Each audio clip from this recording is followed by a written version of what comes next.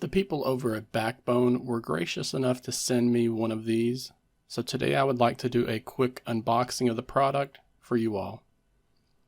I remember hearing a lot of good things about this when they only had a version available for iPhone devices, and I have been looking forward to trying this one out.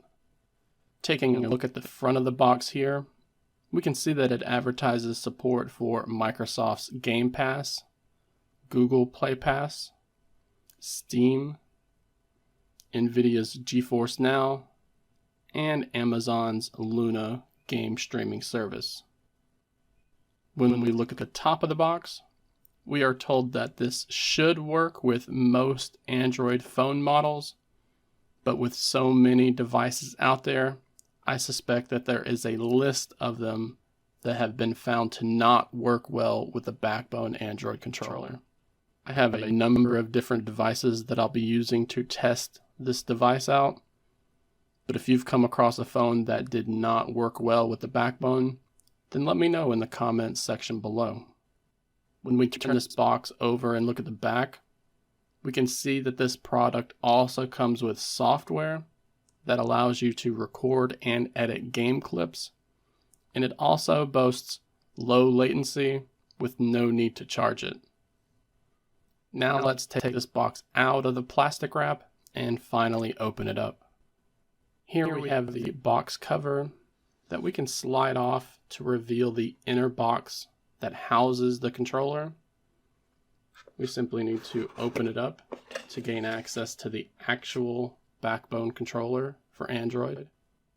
The first thing we see is the QR code that allows us to download and install the app, and a quick visual guide showing how to insert an Android smartphone into the Backbone controller. Under the controller and the box that holds it, you'll find the safety guide pamphlet, which when unfolded will detail all of the safe use guidelines, recommended temperature and humidity details, along with general cleaning and maintenance tips. After we take the Backbone controller out of the box, we can see that this product is spring-loaded. This allows it to press in on the smartphone you connect to it so that it is secured while you're gaming.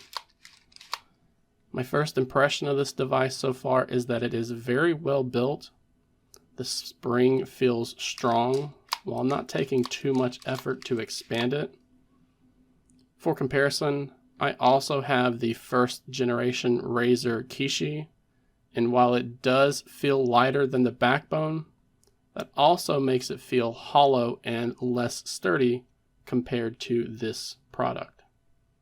The front facing buttons here are quite clicky, but they don't really have that feeling of being pressed in like you may be used to with a console controller. The D-pad does have that pressed in feeling, which is nice. And while the thumbsticks do feel sturdy, the size of them prevents it from having a lot of motion. This is something that I could easily see getting used to after an extended period of time, but upon first look, it definitely feels a bit different from a regular sized console controller. The L1 and R1 button does have a little click to it, but overall both of these feel quite squishy, with the L2 and R2 buttons more acting like a trigger than buttons themselves, which can be quite nice. Showing off the bottom of the Backbone controller here, we have a 3.5mm headphone jack and a USB-C charging port. The back of the controller does look very minimal, which is nice for some, but I do know others that prefer the added buttons that some mobile devices and controllers have been adding recently. I was unable to fit the Galaxy S23 here in the Backbone controller with the case that I use for it. However, once I removed the case, it was very easy to install.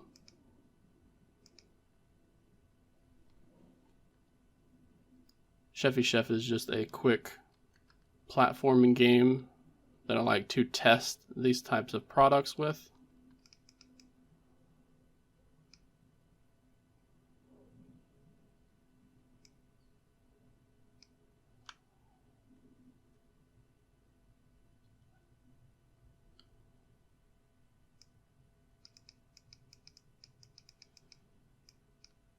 And it's nice to see games like this work right out of the box without needing to install any software.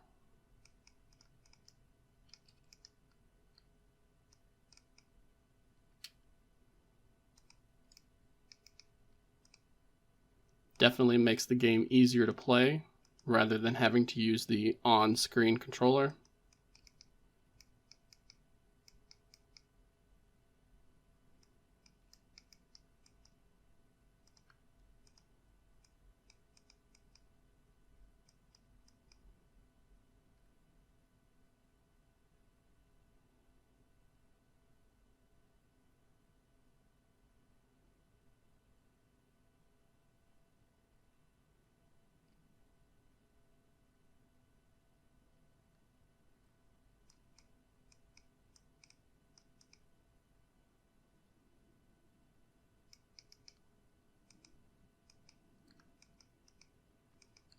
You can see it is very responsive.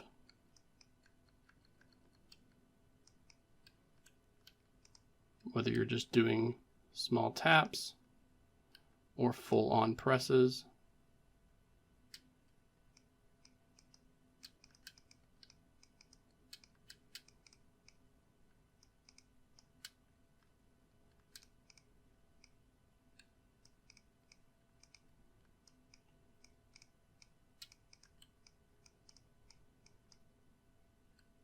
So there is my unboxing and first impressions of the Backbone controller for Android.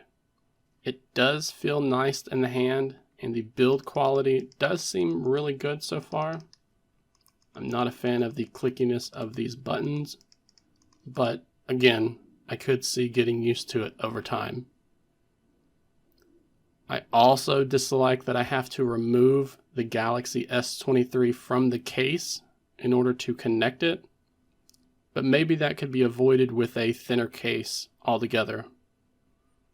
Or it's possible that with some modifications to this controller, perhaps removing these rubber bumpers here could give it enough space to connect the USB-C plug without needing to take the phone out of the case.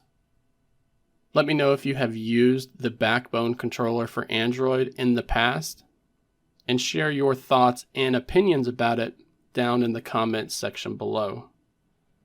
I would enjoy hearing people's experience with using this on different devices and with different cases.